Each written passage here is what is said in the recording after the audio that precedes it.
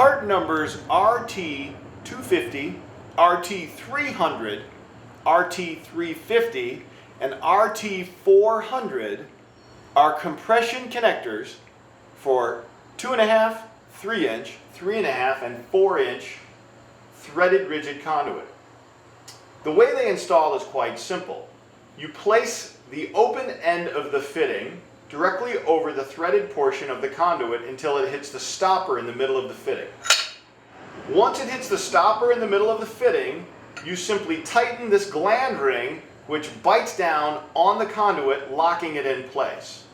At this point, once it's locked in place, you simply remove the provided lock nut on the threaded portion of the fitting here, and you can place it through the hole in the panel or electrical junction box, and you're ready for wire pull. For these and other great products, visit GarvinIndustries.com.